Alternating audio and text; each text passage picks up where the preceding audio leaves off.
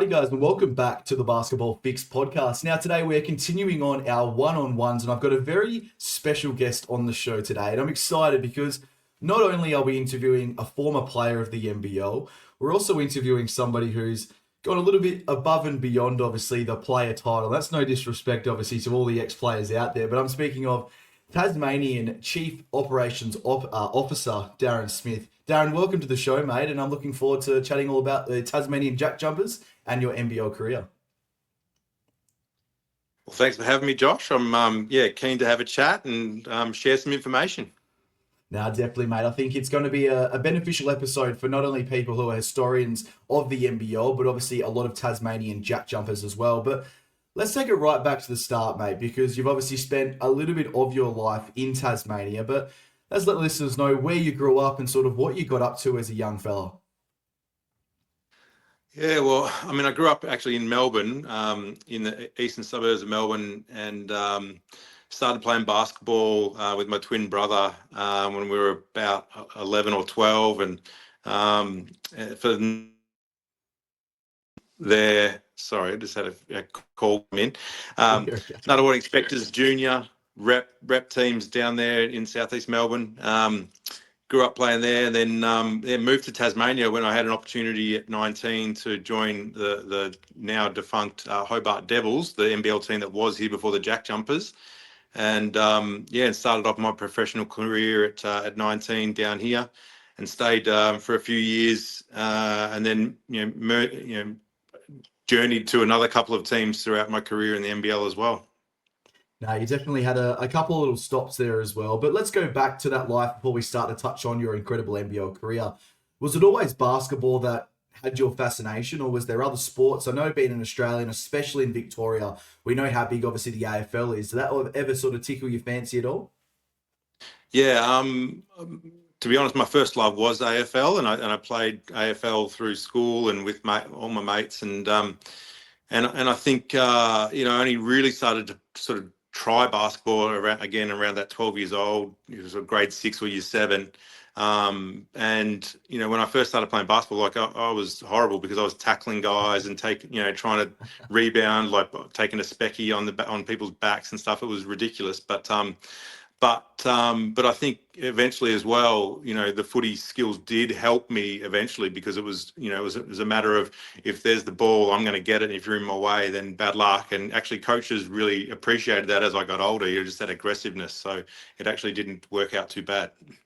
It's such an interesting concept, the whole, I guess, sort of similarities between skill sets in the AFL and basketball. Like, we see it all the time. I know Scott Pendlebury gets talked about every single AFL game about his basketball background, but they're the tangible sort of attributes that you pick up. It's the sort of, I guess, doing things without even thinking about it. You grab a ball, you turn around, you spin, you're sort of evading people. That sort of stuff obviously really does roll on to the basketball court in certain situations, if you've got the handles, obviously, to be able to do it, which is like, I was never able to sort of grasp and put together. I was always a football player myself. But let's get into your professional career, mate, because it was a great career in the NBL. The early days of the NBL, some would say, and some of the really, really good times as well, with obviously all the superstar players that were playing. But like you mentioned there, your first 3 years were in Hobart.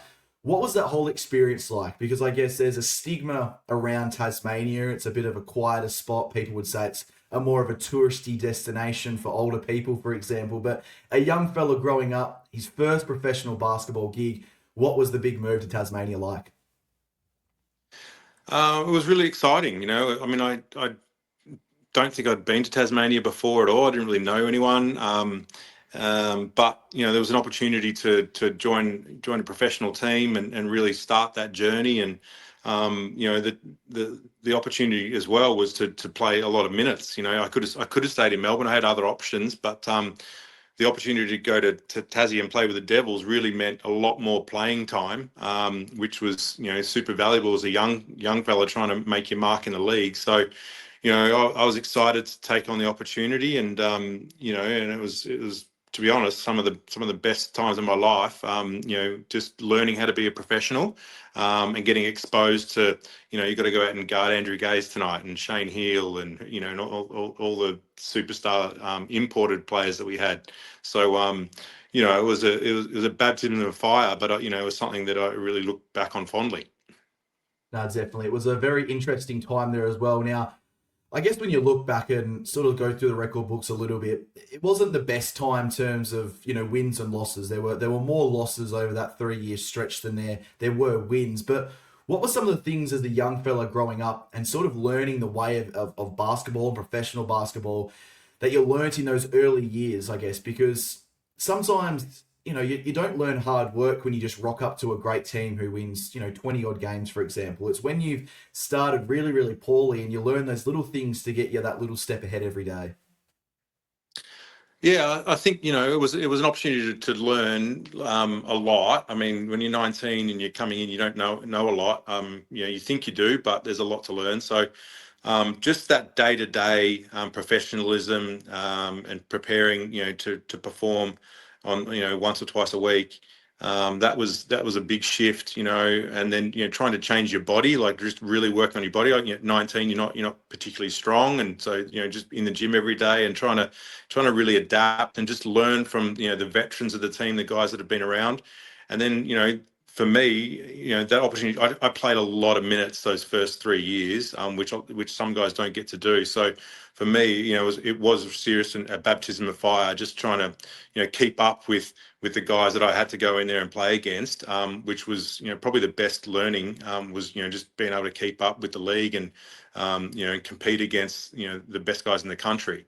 At such a young age, it's something that I was really thankful for. And, like you said, it wasn't a lot of wins for those few years, but, that really helped propel me and prepare me for the future as well.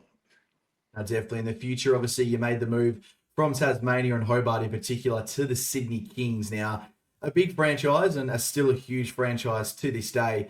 What was that decision process like, moving on from the Hobart Devils and then obviously making your way over to the Sydney Kings, where I would believe there would have been some serious interest in yourself with being such a young player in the league?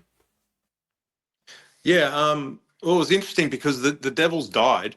That the team folded, Yeah. and it folded quite late. So there wasn't a lot of opportunities that first year out. But I was lucky because I had a connection with the head coach of the Kings at the time, Bill Tomlinson. He's the one that recruited me to Hobart. So he got into that team and kind of thought that he needed a player like me. And again, I was really grateful for him reaching out and the opportunity to go there. I mean, obviously Sydney's very different to Hobart, so at that stage too, I just got married as well. So my wife and I packed up and moved to Sydney and really enjoyed living in New South Wales and seeing everything on a probably bigger, grander scale than what I'd experienced with the Devils and Hobart. And and with that came added pressure, expectations. So again, another great learning opportunity, and played with some great guys, and again against unbelievable competition in the Australian NBL. Yeah, it's such an interesting period because I know there's been a lot of comparisons over the last couple of years with how the league's going over, from NBL, let's just say 18 to the current season. Obviously, the growth that it's had has been incredible, but I think people forget really quickly how good the league was, back in those late 90s, the early 2000s, even, the sort of early 90s as well. There was some incredible players floating around in the NBL, both locally and imports as well. But you finished your NBL career off in Victoria, back home. Now, I guarantee you would have been super excited, obviously, to come home. You're playing in front of your home crowd. Everything around you is just absolutely normal and back to normality. What was the decision process like to finish your career off in Victoria? The biggest lure to get to leave Sydney, because I got offered a multi-year offer in Sydney, and then my brother, because my twin brother was playing under Gorgian at the time with the team called the Titans, and in the off season they'd made some moves and delisted some guys, and my brother rang me and said, "Hey, would you consider coming down here, because we've just lost this player and you might be a decent fit." And I was like, "Yeah, I'd be interested," because I'd only played against him at that stage and professionally. So I was like, "This might be interesting to play together." So and I was like, "Well, if we don't do it now, we probably may not get another chance." So that was probably the lure. And then I rang, spoke to Gorgian, and he convinced me that it could work. So yeah, that was what made the decision really go in that direction. and then moved down and and to also play under Brian Gorgon at the time. Like, he's just a superstar of coaching. And so, the opportunity to learn under him, but also to play with my brother and some of the other stars on that team was just a dream come true. Clearly a really, really close relationship with your brother, which is awesome. I think that's one thing that, brothers and siblings, obviously at professional sporting levels, that they want to play together at certain times. I know there are definitely brothers or sisters, depending on what league that there are, who don't want to play together. They love that competitive spirit, or they just really can't stand each other 24/7. But you obviously got a really good relationship there. And I guess, what were some of the fun times back in the day of playing basketball with your brother? Well, I mean, we enjoyed competing against each other because that's what we'd done growing up in the driveway, just playing one-on-one. And, so those kind of chances to play against each other were great because you had, bragging rights of whoever came out on top. But I suppose, some of the fun things, I mean, we're twins. We look, identical. It's very, very difficult to tell us apart. So, I remember, playing a couple of games and opposition kind of, your players coming up to me and go, I'm guarding him, and then them arguing with their teammate. No, I've got him, you've got the other one, like just not knowing what's going on.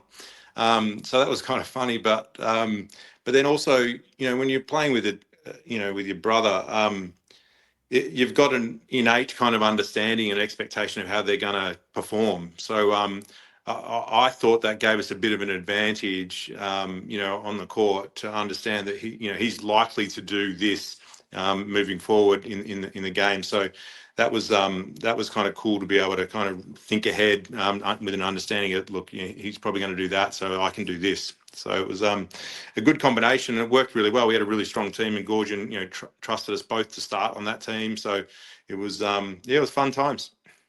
Did you ever try I know the twins, and I know it's a massive thing. I know every parent dresses their twins up the same, and, they've got all the early family photos. Did you ever think about doing the old jersey swap? I'll be you for the day, you be me. We'll run out there and see what happens, or just maybe not a thought that ever crossed your mind? Not so much. This level, junior stuff. Yeah, we probably did that a few times, but and at school and things like that, we definitely switched classes and got away with a fair bit. But at that level, I'm not sure the coach would have been real wrapped with trying to play that. But so no, we didn't at that level. But no, we were pretty focused. Like we're pretty good, and we had kind of even though we're twins, we did have kind of separate skill sets, so we're kind of complementary to each other and the team. So it probably would have been obvious if we had to try to play it off. No, definitely. I think it would have been. But playing under Brian Gorgon, I think one word comes to everyone's mind, and that's success. He's had a very successful career in the coaching department in particular. And playing under him, like you said, there's that sort of draw card to playing under a guy like Gorgon. You guys had some really good years, I guess, under Gorge, and had some somewhat success, I guess you could say, with some deep playoff runs as well. What were some of the lessons that I guess you learnt back in those days that really stick with you nowadays, in particular with the job that you're doing right now with the Tasmanian JackJumpers, and really trying to set that culture as well? Yeah, Gorge is one of the best to learn from as far as setting up a professional organisation, expectations on players, and their, how do you run a team?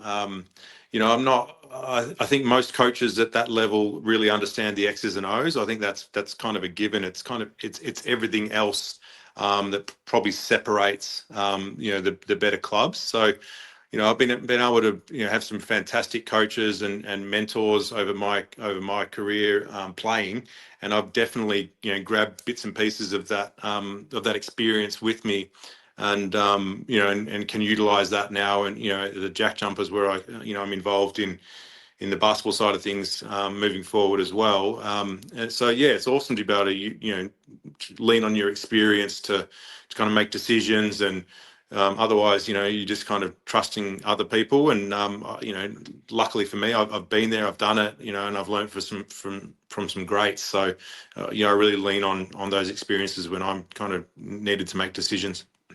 No, definitely. And I want to get into sort of, you speak about that, the decision-making side of everything, and sort of being put in positions of really, really high-profile jobs. And we'll get into the Tasmanian JackJumpers stuff very, very shortly. But one of the other high-profile jobs that you were involved in was with Basketball Australia, where you spent some years there as the CEO of Basketball Australia, and you were really a great ambassador for all young athletes coming through the Australian basketball system in terms of pursuing opportunities in the US with the college systems or playing professional basketball in Australia or whatever they wanted to do. Obviously, Basketball Australia is such a great platform to be able to push people, into different platforms the way they want to go if they want to work hard. How did you sort of, I guess, get involved in that side of everything after basketball? And was it always the thing that you wanted to do? Yeah, so that started because of my daughter that was coming through. So Alana, when she was coming through the junior ranks, I kind of knew that we had something good on our hands at about when she was about 15. I thought she's got a lot of potential here. And so we had a lot of college interest, at the end of her high school years. I contacted Basketball Australia because she'd made junior Australian teams and stuff at that stage. So I contacted Basketball Australia and said, "Hey, who do we talk to about getting some advice, on this in this space?"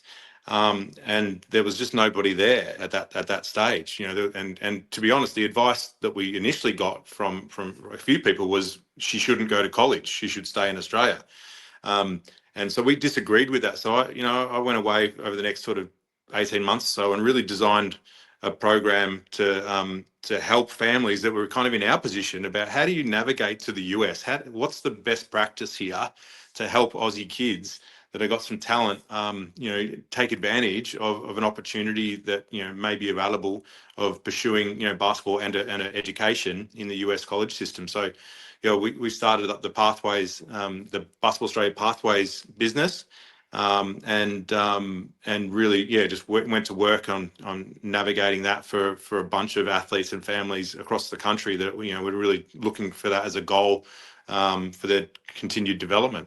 So that's, and I was really passionate about young people and seeing them achieve their success, and especially in the sport that I love. So it was kind of a match made in heaven to kind of work that out and assist those families and athletes to get there. It's pretty incredible because, like, you've seen the basketball in Australia go from, I'd say 5 to 10 in terms of grassroots sports to probably a genuine top three. There's even talks of it being the number one grassroots sports in Australia.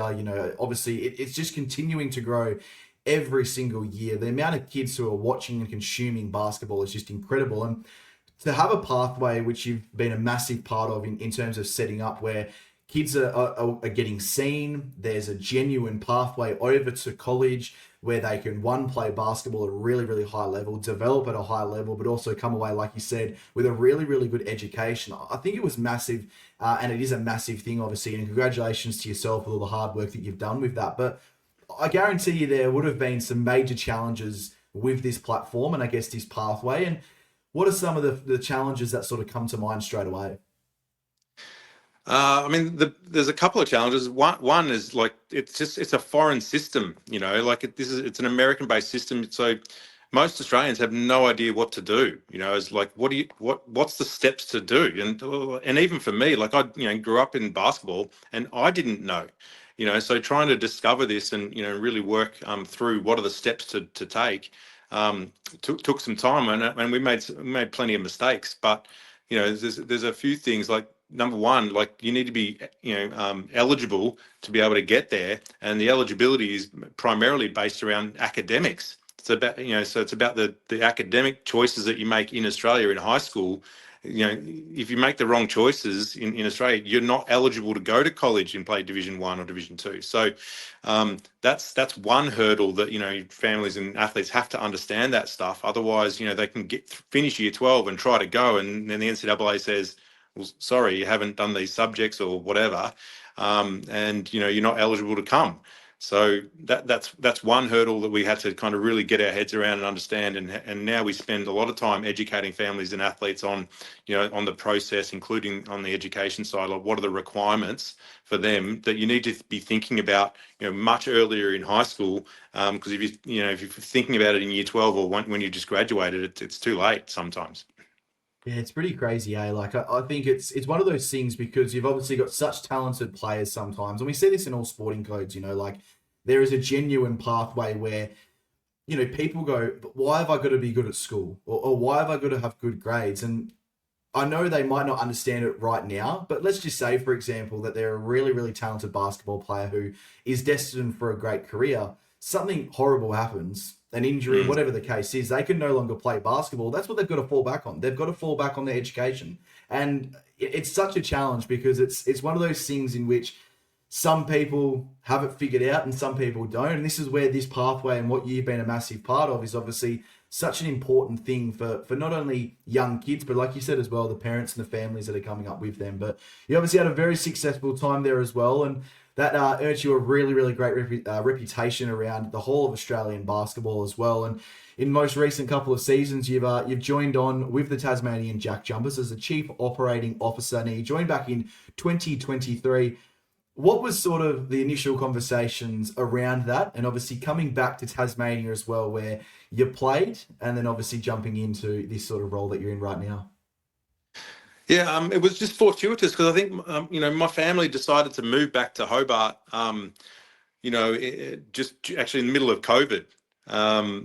We got out of Melbourne in the middle of COVID, and I was working for Basketball Australia at that stage. So I was working for Basketball Australia, but out of Tasmania, and then the Jack Jumpers had just done a little bit of a restructure with their executive, and were looking for a new COO, and they just heard that I was in town, so I ended up having a couple of meetings, and it was just good timing, and just in the right place at the right time, and just having the skill set that I had. I thought it was a really good opportunity for me to help the Jack Jumpers continue on their goal of getting championships. So it was just really fortuitous. No, definitely. And I want to go into it a little bit more because us as Aussies, as you know, mate, we love abbreviations. CEO, CFO, COO. But most of the people, they don't understand what these roles actually are. It's easy to say, oh, you're the chief operating officer, or you're the whatever the case is. But what is your role right now for people listening at home who are just sitting there going, what on earth is a COO of the Tasmanian Jack Jumpers? Well, yeah, it's actually quite a broad role. So I get involved. I run our community engagement. So anything we do out in the community sits with me. All of our game night, all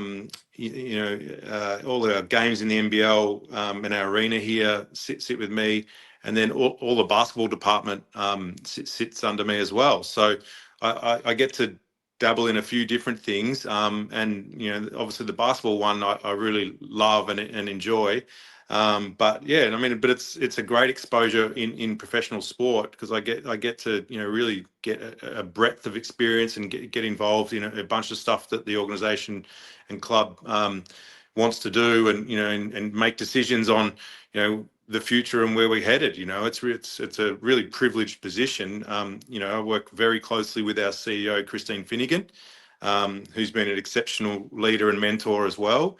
And she's got some skills that I certainly don't have. So we really complement each other well. And, and just being able to learn and from her and the board, and then everyone in the organization, has been exciting for me to continue to grow. But then also lean on my basketball experience and passion to really help. I try to help, the direction of our basketball program, and our performance in that area. So, we're lucky again. We've got an unbelievable coaching staff, and players and high performance team as well. I'm certainly not an expert in those areas, but I try to have some input and understand and add value where I can in those areas. No, definitely. No, I think that's one thing that sort of is clear from the outset looking in. You can see these teams in which there are slight fractures between, the front office and the coaching staff, or the front office and the players, or whatever the case is. But that's something that has never been questioned. I know they've written a very short history here, but has never been questions as a Jack Jumper as to, is this club one? And that's what's something that really, really seems to hit home to a lot of people. And know why probably Tasmanians really love, obviously, the Jack Jumpers and everything like that. But behind the scenes, what is this organization like? Because it just seems absolutely incredible. It seems state of the art. It just runs like a well-oiled machine, doesn't it?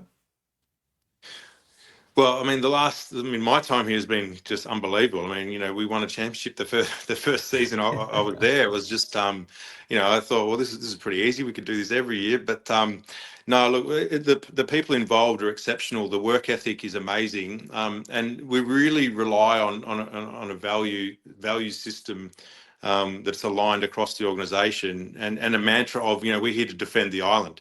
We're here representing the people of Tasmania against the rest of Australia, in the competition on the mainland. So that's the viewpoint of this organisation, and it's very much reflective of the community and how the community feels.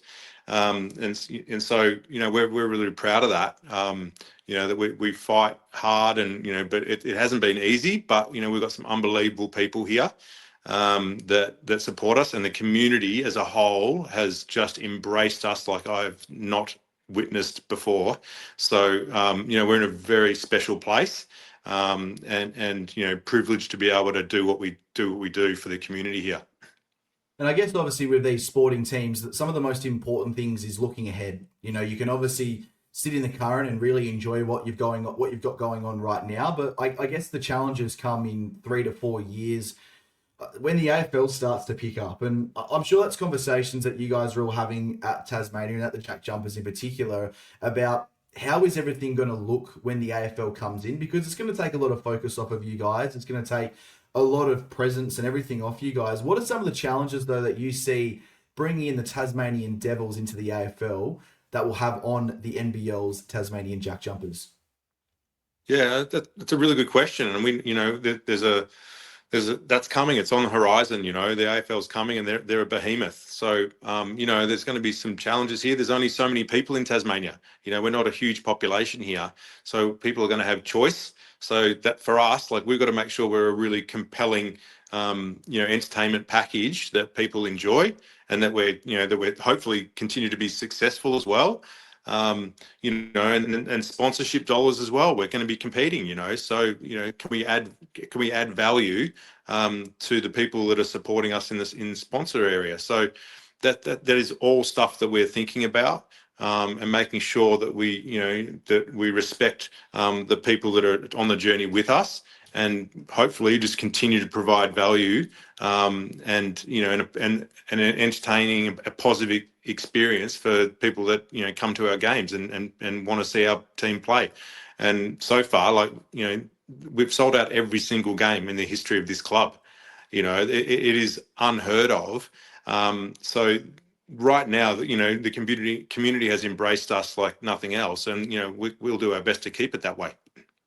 Yeah, it's incredible, mate. It's honestly the hottest ticket in town. I think you can say the hottest ticket in Australia. Like, it's incredible the way you guys have sold out games, the atmosphere, everything like that. There is no one, and I think in Australian sport right now, that has a stronger fan base than the Tasmanian JackJumpers. And when you put it into perspective, how many people you've got in Tasmania compared to obviously other parts of Australia, it's truly incredible. And a massive shout out to all your loyal supporters. But NBL 25, mate, it was a bit of an up and down season. You come off the NBL championship, and there's all these hopes of back-to-back. And it's one of the hardest things in sport. Just winning one is incredibly hard, but having a chance to go back-to-back is probably the hardest thing to ever get through. A lot of injuries, and that was the main factor, I think, in you guys not making the NBL playoffs. But how did you see the season as a whole in NBL 25? Yeah, you're right. It was up and down, and there was a load of frustrations, and let alone you put aside the injuries and things like that. When we lost probably one of our most significant players, even before the season started, to the NBA. Jack McVeigh. It was bittersweet because he played unbelievable for us, but so unbelievable that the NBA grabbed him. So it was a great opportunity for him, but how do you fill that void? That's we found that very difficult to do. He's a very unique player, super important to our success last season. So, having to retool, or without him was a challenge. Particularly, it was very late when that happened, when he left for the NBA. So that was a challenge. And then we had those key injuries and stuff. But look, sports sports a bit of a merry-go-round, or a roller coaster, I should say. But our job is to probably not try to get caught up in the emotion of wins and losses as much, and just try to keep our head down, do the right thing every day, and make sure we're ticking all the boxes along the way. And we believe if we do that, then success will come. And just sometimes just things just don't go your way. But last year everything went our way, and we won the thing. So at least we got to prove to the state of Tasmania that what, it can be done from down here. Because everyone would have doubted that when this franchise started. So to be able to prove it, is a great thing. But now the challenge for us is to keep living up to that expectation. But that's a privilege, and that's why I know that I was talking to the coach about this kind of thing today, and that's actually what we love. We love that kind of pressure, and trying to solve these problems. It's that's a real fun side of this business. I've got one more question here about the team before we jump into a couple of questions around your daughter and the amazing work that she's doing, obviously, over in America and international basketball. But it's going to be tough going forward. You guys have got a lot of players out of contract compared to in contract. And obviously there's the talk in the NBA, and I don't think it will happen, but the Will Magnay and Tanzania talk that's been going on as well, which is just absolutely absurd. But what's the roster looking like currently? I know you can't obviously share information in terms of what players are potentially going to be signed and everything like that, but is it going to be a similar sort of feel, or are you going to sort of change it up a little bit? I think there was a couple of key signings in which were slightly missed last year from a certain degree. Obviously, the Craig Sword debacle as well, then bringing in Ian Hummer.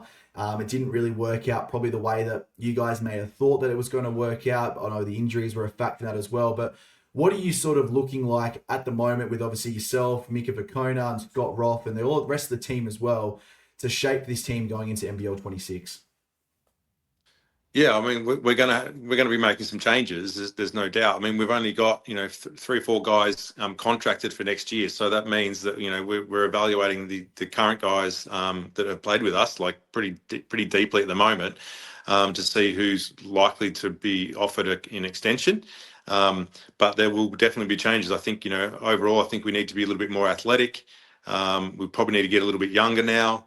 We did try to keep the bulk of that championship team together and try to just squeeze another 5% out of them, which I think is not an unreasonable strategy. But for all those reasons, it didn't work. So now we're kind of forgetting that kind of romanticism and just getting a bit tougher on our decision making, and retooling, really. So yeah, it makes it really tough, because the guys on this team, like, they're unbelievable people. They're fantastic guys, and that's why actually one of the reasons why our coach and coaching staff actually, and Mika Vicona, our GM, actually nominate the guys that we recruit, because they have to be good people here.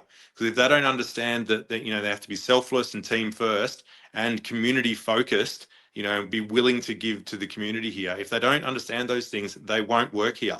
So that's why they're such good people. So it's hard to, say goodbye to some of these guys. But we're in a brutal business, and we're gonna have to. So we'll be making some changes. And overall, I think some of those themes about athleticism and a little bit younger, I think makes sense moving forward.